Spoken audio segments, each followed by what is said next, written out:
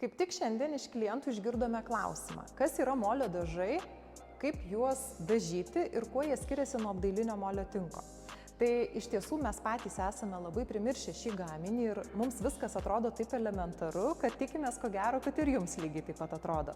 Tai pats metas dar kartą priminti, kaip molio dažus naudoti, kada juos naudoti ir kokie galbūt niuansai tų molio dažų naudojimo. Tai molio dažai yra lygiai taip pat kaip ir apdailinis molio tinkas, tai sausas mišinys, sausi milteliai, kurie maišomi su visais mūsų spalvų paletės pigmentais ir su vandeniu. Tai tiesiog pasidarome konsistenciją, yra nurodytos rekomendacijos ant pakuotės, bet jūs galite pasidaryti patys pagal save ir savo paviršių. Jeigu paviršius labai įgeriantis, galbūt panaudosite daugiau vandens, jeigu jis nėra įgeriantis, galbūt galėsite pasidaryti ir tirštesnius. Tai molio dažais iš tiesų galima dažyti bet kokį paviršių. Dažniausiai, aišku, dažomas apdailinis molio tinkas, kurį jau esate nusitinkavę savo namuose.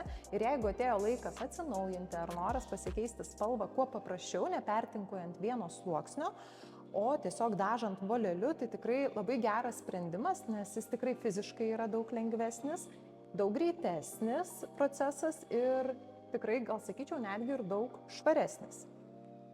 Tai pats dažymo procesas yra tikrai labai paprastas. Mes rekomenduojame dažyti trumpesniais judesiais, nedaryti tų standartinių dažytojų judesių, nes net jeigu kažkokia, sakykime, netikslumas būtų, kažkoks perėjimas, tai jums tiesiog netaip matysis. Galima dažyti vieną kartą, galima dažyti 2 kartus. Aišku, mes rekomenduojame dažyti 2, bet jeigu jūs po pirmo dažymo matote, kad rezultatas jūs tenkina, tai tikrai gali likti ir taip.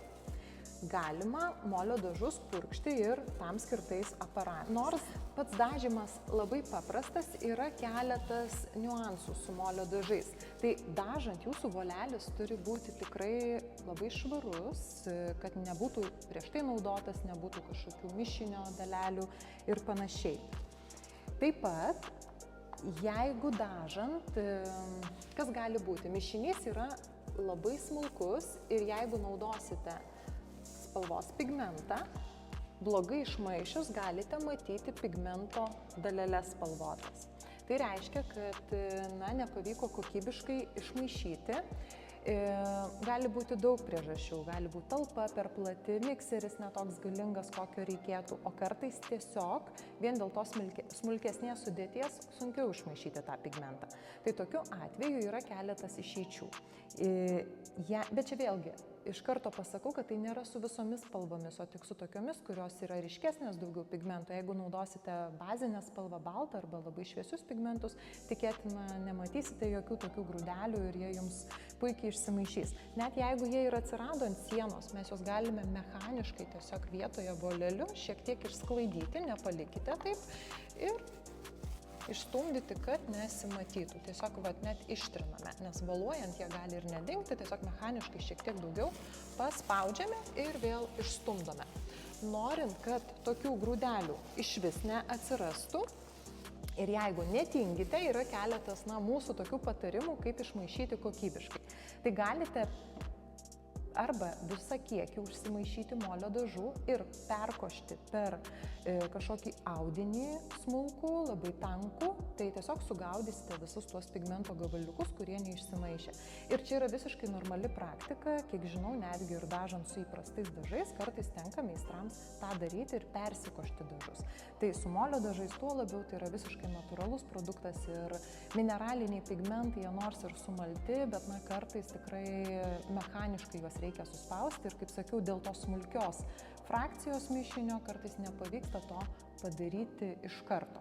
Taip, bet išeičių visada yra. Galima ne tik perkošti, galima pasidaryti, sakykime, visą pigmento indelį, sumaišyti tik su tam tikrų kiekių molio dažų ir didesnių kiekių vandens Ir panaudoti netgi buitinį blenderį, tiesiog jį supilti ir viską gerai išplakti. Tai tikrai net jeigu sudėtyje bus raudono pigmento, tikrai gerai išsimaišys ir nematysite jokių grūdelių. Tas pats galioja dirbant ir su apdailiniais molio tinkais, nes raudonas pigmentas yra visuotinė problema, ko gero, ir nieko negali padaryti nei pigmento gamintojai, nei mes. Tai tiesiog jau jūs mechaniškai tam tikrais metodais galite juos išsklaidyti arba labai gerai paruošti jau prieš naudojimą. Klientams, kad būtų paprasčiau, renkantis spalvą, tai galite vadovautis mūsų bazinę spalvų palete, nėra tokios atskiros molio dažams, nes sumaišius tą patį spalvos numerį su balto apdailiniu tinku arba su molio dažais, jūs gausite labai panašų atspalvį. Beje, visada galima nusipirkti išbandyk mėginuką, mažą kiekį ir prasitestuoti tiesiai ant sienų.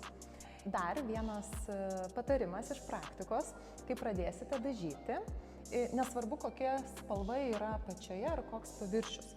Kol molio dažai šlapi, gali atrodyti, kad viskas persimato ir kad jie visiškai nedengia. Tai tiesiog turėkite kantrybės, leiskite jiems išdžiūti ir pamatysite, kad produktas sumatiškės absoliučiai ir padengs viską, kas buvo apačioje. Vėlgi, kaip sakiau, priklausys ar užteks vieno sluoksnio, ar reikės dviejų. 2 tikrai paslėps viską, kas buvo apačioje, netgi tamsiausią spalvą. Tai produktas yra visapusiškai tikrai labai geras, tik reikia tinkamai jį naudoti ir tinkamai pasiruošti naudojimui. Esant poreikiui, molio dažus taip pat galima lakuoti mūsų Mr. Clay Varnish numeris 1 laku. Lakuodami paviršių nedarome jokių vidinių ar išorinių kampų apvedimų, nes tai būna tikrai labai dažna klaida ir tos vietos visada bus ryškesnės.